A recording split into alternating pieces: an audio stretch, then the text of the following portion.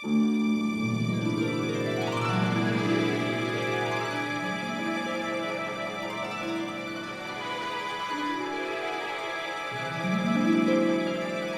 Frederick Gerten, and I'm the filmmaker. And I'm Leilani Farha, and I'm the advocate. So, Miss Advocate, you are in your basement in Ottawa? Still in my bunker. 16 months later, still here. But we've been doing this show now for a full year. It's kind of crazy. It's amazing. Thanks to this pandemic. We see each other all the time. Exactly. With a very safe distance. So, I mean, Push, we met first time in London, we were in Chile, and then we flew up to Toronto, where we made the first shots for the film. And I've been coming to Toronto for over 15 years for the amazing film festival Hot Dogs, but also to shoot. I did Bike versus Cars, and we shot for Push in Toronto. I also been showing my other films on the amazing Bloor Cinema and other theaters around Canada. So I have a very nice relation to Toronto. But today we're going to talk about Toronto. We are. Because it's a hot city. A lot of things happens. Tell me, what is going on in Toronto? There are a lot of things going on in Toronto. For me, the sort of number one issue that hit my radar, certainly during the pandemic, has been the growth of people living in homelessness in parks right in downtown Toronto, and many people and many parks. And it's causing a lot of conflict, unfortunately. I can totally understand that. It's a bit scary with a lot of homeless people when you are out walking your dog or you're having a picnic somewhere. So I understand it. But it's a sad sign. When I've been in Toronto, I've seen, for every year I've been coming back, I see more and more homeless people. It's not what you expect from Canada. But anyway, we have a guest. We do. We have a guest. And our guest is a city councillor for Ward 11 in Toronto, Mike Layton. Welcome to Pushback Talks. Thank you very much, Frederick. So your city has some challenges, it seems. Well, this is a crisis that has been growing, I would say, over the past 2 decades, starting with a provincial government that started changing the way we were addressing the needs of individuals, particularly with mental health and addiction issues.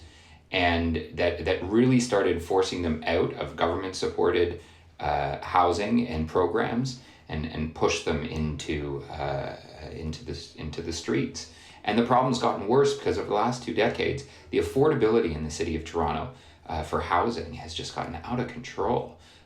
Despite the fact that there are more cranes in the sky in Toronto than any city in North America, we have a significant deficit in affordable housing, and not talking deep affordable, even mid-range affordable housing in our city. That means that more people are precariously housed, more people are struggling, and when you have a pandemic like this, it only highlights those systemic injustices and crises that exist. Leilani, the most financialized city in Canada, Toronto. Tell me. Yeah, no, it certainly is. It's shocking what's happening in Toronto. And Frederick, you would have seen through your years of going to Hot Docs and showing your films, etc., the change in Toronto. There are, as Saskia Sasson says, those dark towers that have gone up. As Mike said, all these cranes on the horizon, and who is building for whom? It's building for investors. It's luxury-driven, it's investor-driven housing, and there are big financial real estate investment trusts, which we've talked about before, that are just moving in and buying up the affordable stuff. So the new stuff going up is unaffordable, and the affordable existing stuff, apartments that just everyday people are living in, are being bought by the big companies. Akelius is one of them, the Swedish Akelius, but others, Starlight, and there are others, and they're raising rents and forcing people out or forcing people into really terrible circumstances. So No, it's sorry, grim. no, I have to defend my nation. You called Akelu Swedish. They're actually registered in Cyprus and Bahamas. Excellent. Yes. You saw- Agreed. Not Swedish. Not Swedish, Bahamas. So talk to the government of Bahamas and the government of Cyprus. That's right. Mike, it's a challenge to be a politician in this time because it seems like a lot of the power has slipped away from politics in some way. Well, I didn't get in this job for an easy ride. I got in this job so I could make sure that marginalized groups had a voice, that there was a voice for climate, that there was a voice for ending or at least slowing and shortening the gap of inequality, which has always been an uphill struggle. People think of Toronto as a progressive town. Election over election, we tend towards the center right as our leadership rather than actually electing progressive leaders. And that's a result of a historic change the provincial government did that actually put the balance of power in the suburban areas of the city of Toronto and not in the downtown core where we're actually experiencing the most growth and the most need by way of affordable housing. And so there was a time when Toronto was a progressive city where we taxed to spend on services, but now we seem to have an aversion to raising the revenue necessary to deliver on projects. I think it's also important to acknowledge the unique situation Canadian municipalities are in. We deliver most of the services, but we collect only a fraction of the tax revenue. So we are expected to do so much, but we actually don't have a lot of the revenue generating power. We don't have a sales tax. We don't have an income tax. It's all done on property taxes. Those property taxes in the city of Toronto have been held low by government over government municipally. But I think there's a view out there that Toronto is a progressive city, which I like to think we straddle that line, but we tend to elect center-right leadership in the city of Toronto, and that can be seen over the last 2 mayors that have governed the city over the last 12 years. Yeah, I was in City Hall to meet with Rob Ford.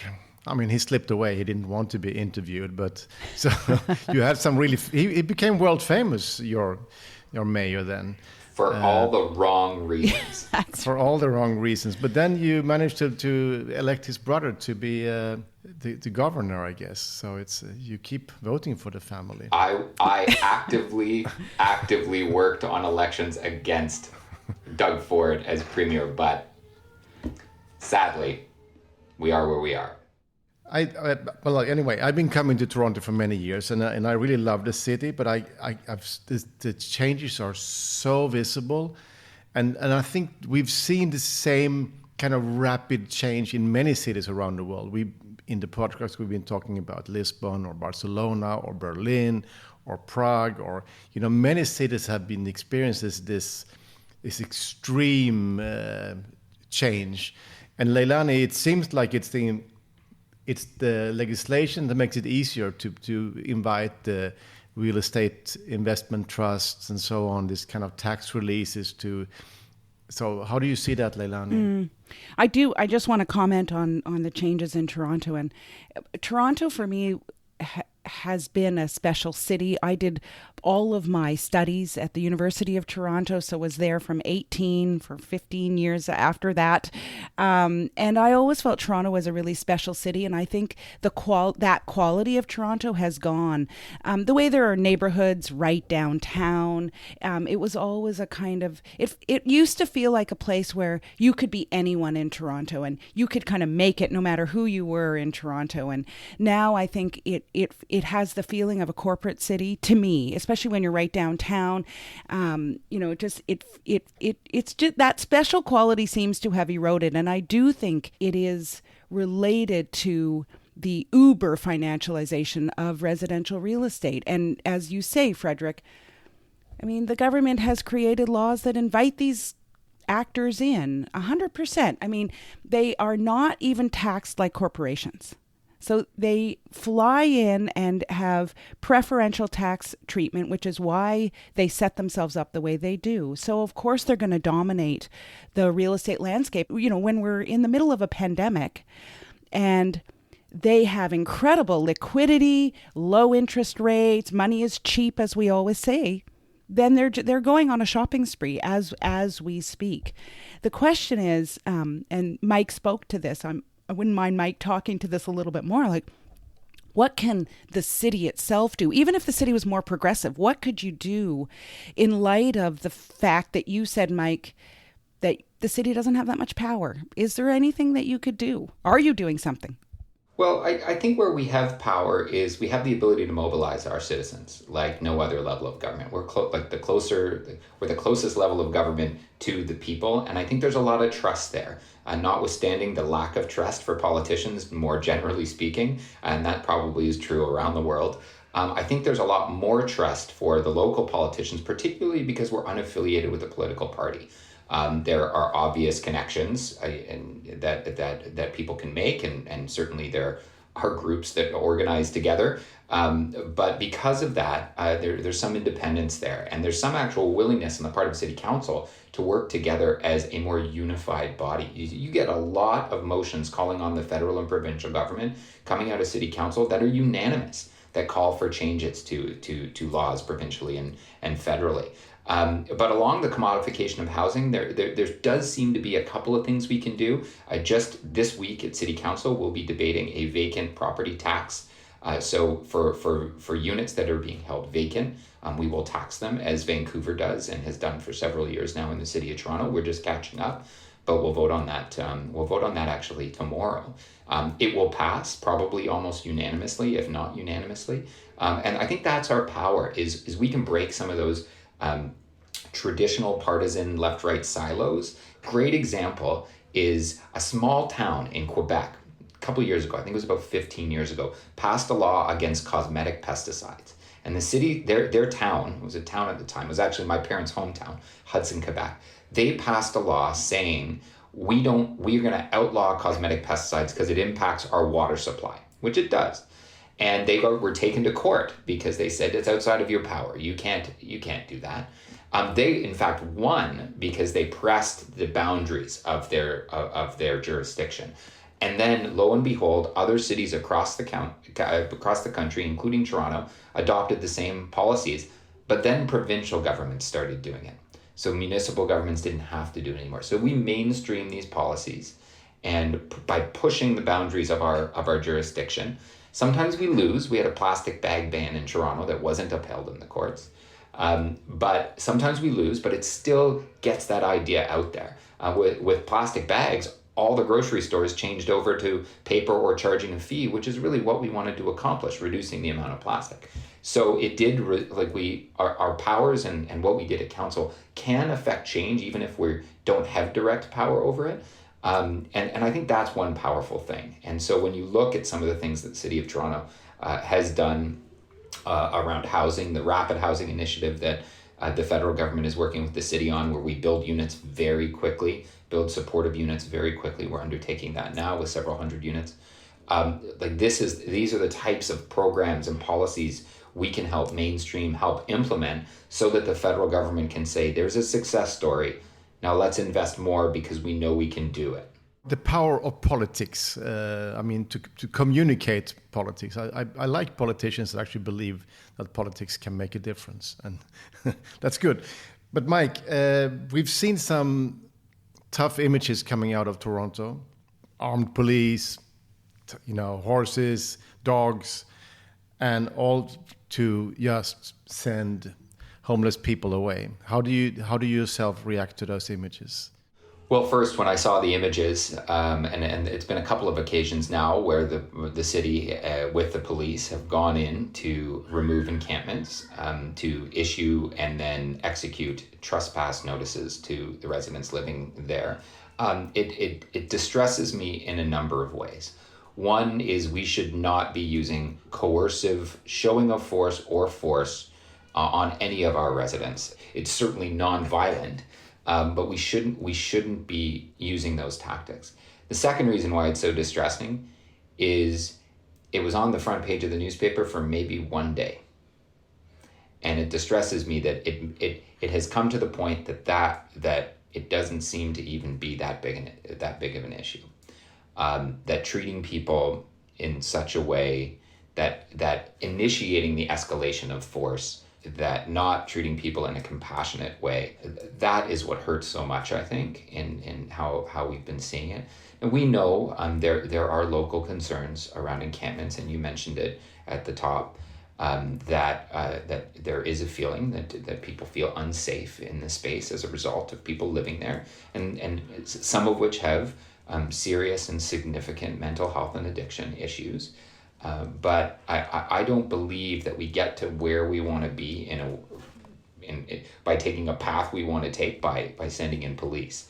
I think, and I have been advocating with the mayor and senior staff for months now, is we should be sending in teams of social workers, and not just once a week or a couple times a week to the same encampment. Let them build strong relationships. Let them have conversations. Don't go in saying, well, when are we going to get you out of here?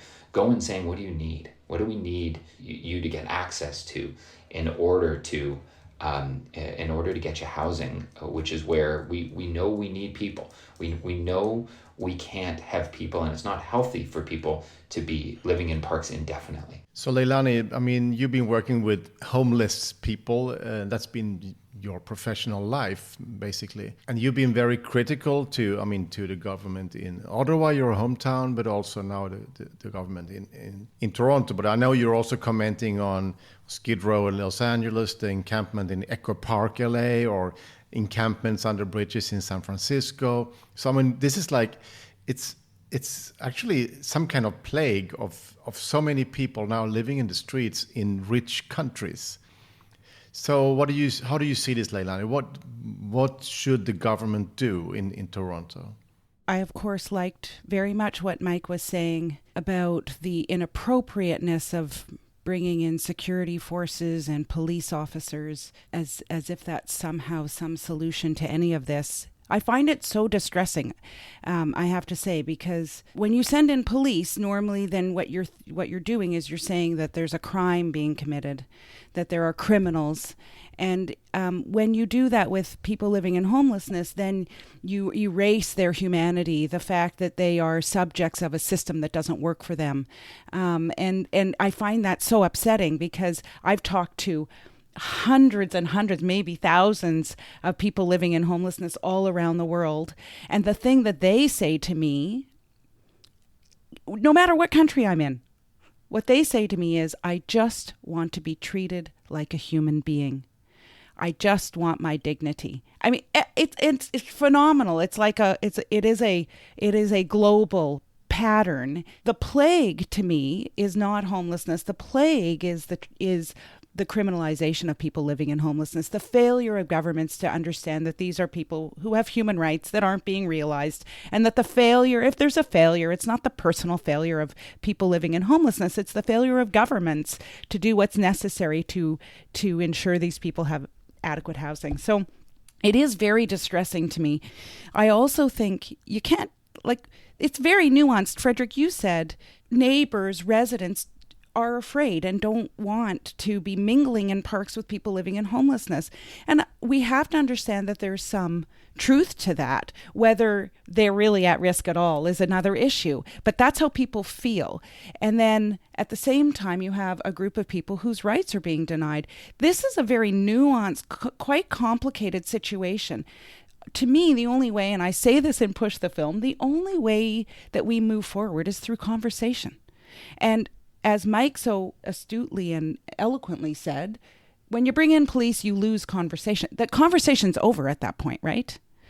And so you've broken trust, and people will go deep. I mean, people living in homelessness now will be hiding because they're hiding from the police. And so then it's harder to find them. And I don't know. To me, it's created a real mess. And the numbers of homeless people are growing all the time. I mean, in Push the Film, I'm filming in a rooming house in Parkdale with Phil, who says, if I'm kicked out, I will have the heaven pissing on me. And I guess that's what he's getting now. Because, his house is now a luxury condo for students or something. So, I mean, a lot of these kind of affordable homes are gone. And it wasn't a nice place. that rooming house. It was really horrible. But people were living there, and it was their home. And now it's gone. So Mike, where should people go?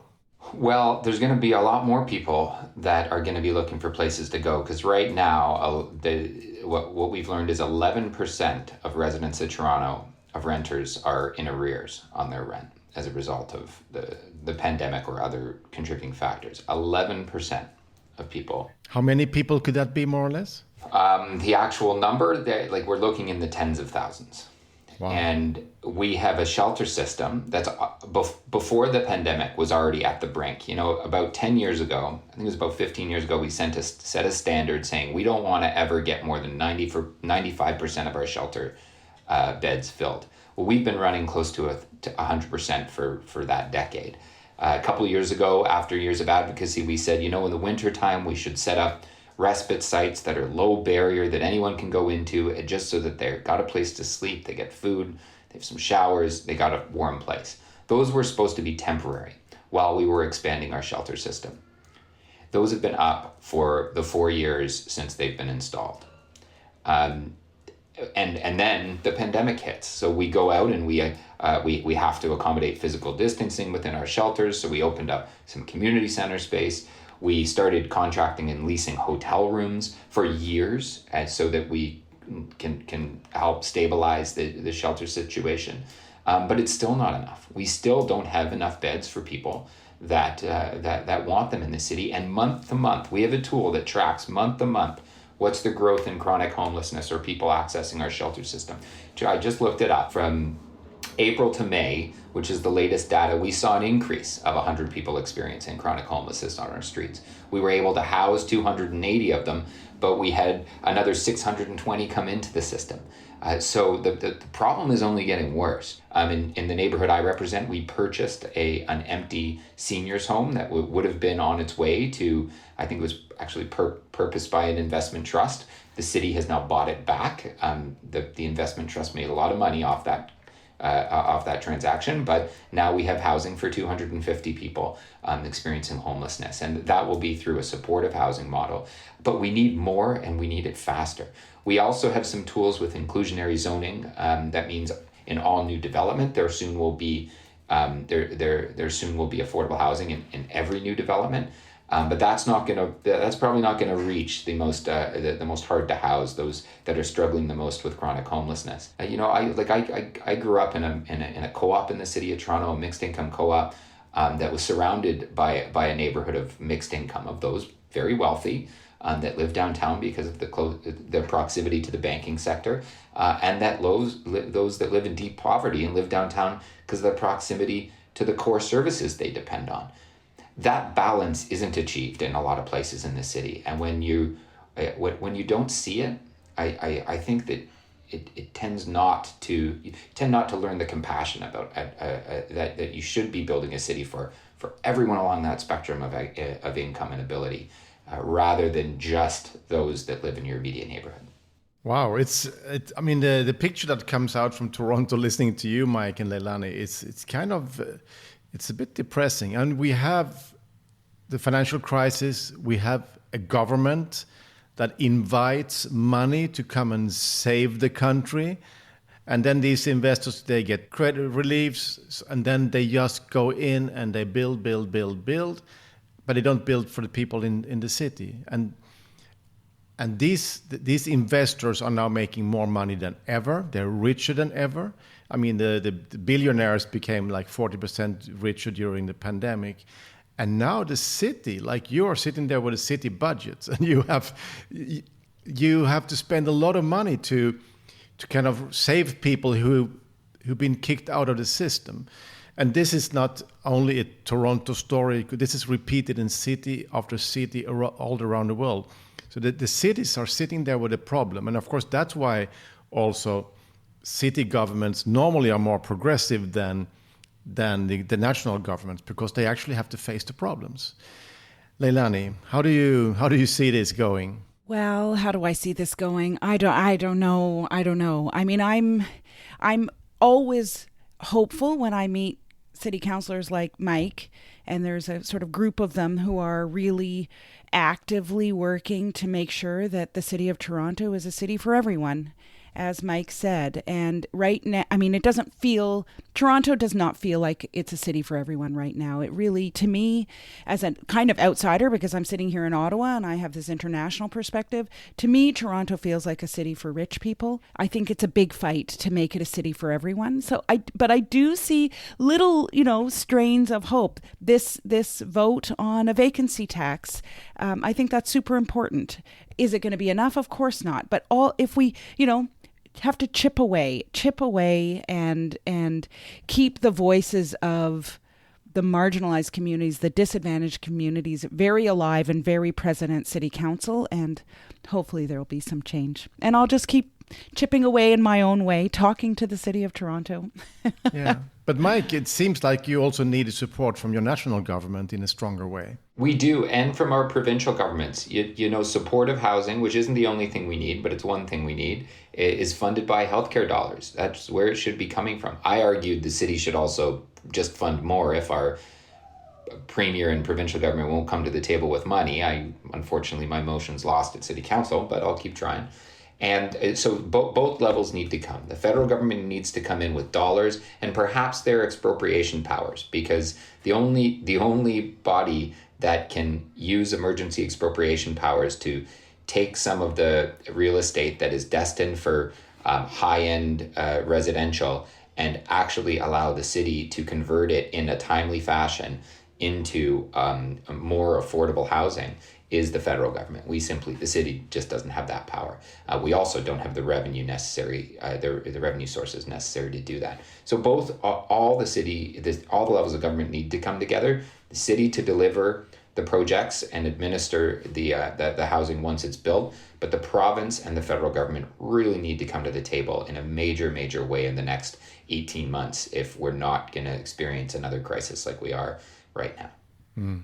Leilani, in the end of the film, we see that you actually propose a new legislation for Canada, human rights-based housing legislation. Tell me, is this in place now? That legislation is definitely in place now and has been for 2 years. But isn't there a conflict then? Because what's happening in Toronto is totally breach of that legislation, isn't it? Don't ask me to weigh in on that, whether it's a breach of the legislation. But I can say that, we have to understand legislation is a first move. It's the first time the national government has recognized that housing is a human right. And it's going to take some time to breathe life into that legislation. I don't think enough life has been breathed into it. Some small things have started to happen. But I liked what Mike said about this expropriation. And I think that legislation should empower the federal government to say, okay, we've recognized housing as a human right. We have a crisis. We have a housing crisis in this country, and we will do whatever it takes to ensure the right to housing is enjoyed by those who are not enjoying it. And that might mean expropriation, especially in the middle of a crisis like the pandemic. But we've been, not just me, many advocates have been pushing the national government that way, and they haven't gone that way. They have other programs that aren't bad, and this rapid housing initiative that Mike mentioned, where cities have been enabled to purchase quickly or build quickly. That's important, but that expropriation power is something that the federal government, national level government has and isn't using. And I think things are desperate enough in this country that's necessary. I mean, there are 235,000 people living in homelessness in Canada, right? So that's a huge amount, and that's we're in the top 10 richest countries in the world, even in the pandemic. So it's really not acceptable.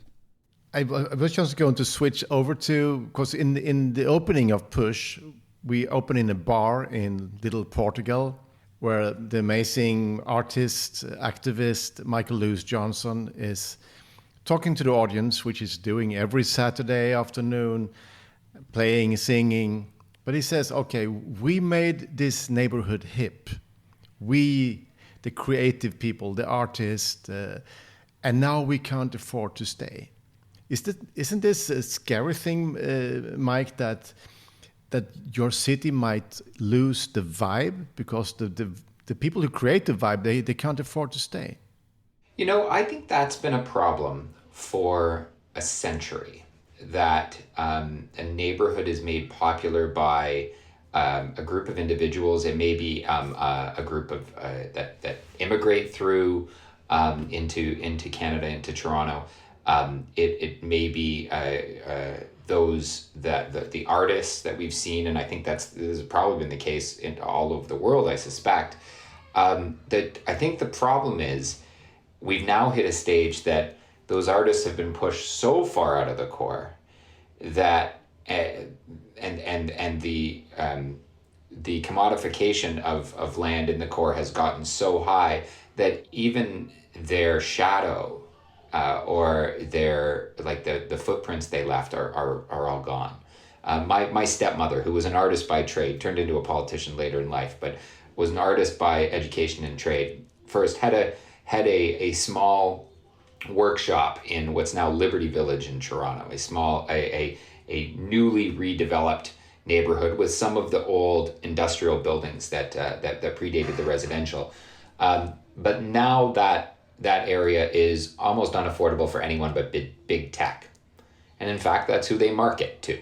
That's who the buildings market to. They're not even marketing to the young artists anymore. And so finding that raw space that is needed to like the blank canvas that's needed for artists to for communities to develop and build it to their liking, in their image, that is being pushed so far out and may not exist in the city of Toronto much anymore, simply by virtue of the property changing hands so many times and redevelopment driving up the price of land, the land speculation that has existed in the city for many years. And it's unless we start protecting spaces like that, then we're going to lose it entirely. So we have managed to secure a couple small areas recently. In fact, in the next couple of days, it was just announced Black Lives Matter Canada has secured a rather significant building in the city of Toronto. The city will hopefully support it financially with the purchase and retrofit to build a center of arts and activism. So there are attempts being made, but all of a sudden the city's now having to bid against large development interests for those same properties. And unfortunate is capitalism that we aren't able to overcome that. If we can find a mechanism to, I certainly think that there would be some support on Toronto City Council, whether or not it's this generation or 2 or 3 generations down the road, because we don't want to lose the heart of our city for the sake of the profits of already wealthy corporate masters. Wow, that's a closing line of this pushback talks. Leilani, how are you? I mean, you told me that Mike was a man of hope and solution. Mike, give us, we were wrapping this podcast now. We're in the midst of the summer and we all want to go out to the sea and, for at least I live by the sea. But anyway, we want to give us some hope. What's the hope for Toronto? I think more than ever, people are willing to put work in or put money in to helping find solutions.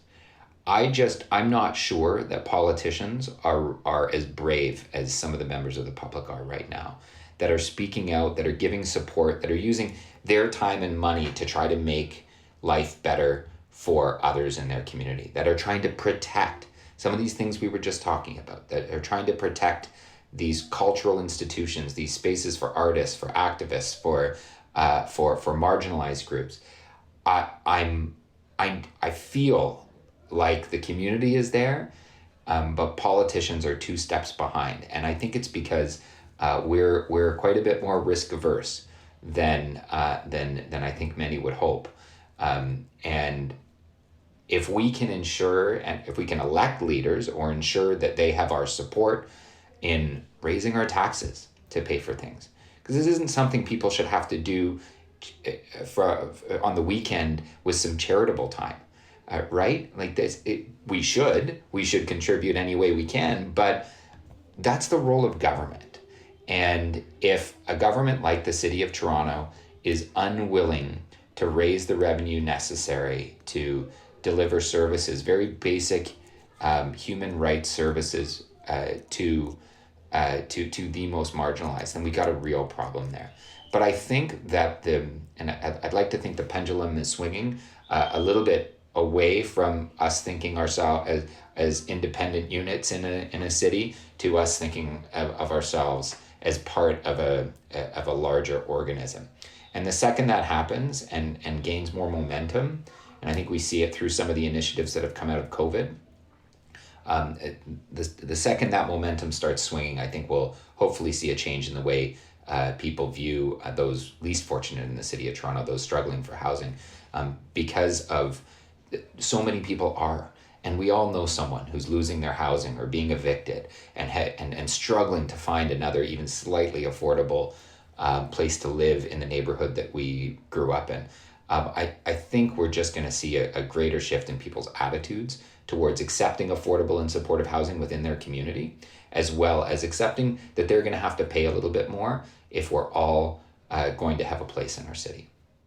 Leilani, that was Mike Layton, City Councillor in Toronto. Wow. What are we going to do? This time is out for today, but we will keep talking. And it's also summer, so from next week we will introduce our summer series, won't we? We will. What is that? As you swim in the ocean and I don't know, hide in my bunker, we'll be introducing our summer session, highlights from Pushback Talks over the last year. Yeah. So stay close to Pushback Talks. Subscribe to it. Tell your friends to listen to our podcast. Share it on your social media. And if you happen to have a credit card and you don't think that $2 is a lot, you can actually then also become what? You can become a Patreon of Pushback Talks. So go to patreon.com and look for us. Okay. Mike, this is for you. It's a possibility to support our podcast or not. But thank you anyway for being our guest. And I wish you with all my heart a great summer, but also success with your work in defending your city, because we need more politicians like you. Thank you. Thank you very much. Thanks, Mike. Thank you. And thank you, Leilani. Talk soon. Talk soon, Frederick. Bye. Pushback Talks is produced by WG Film. To watch Push, visit pushthefilm.com. You can also support us by becoming a Patreon at patreon.com/pushbacktalks. Thank you so much for listening, and we'll see you again next week.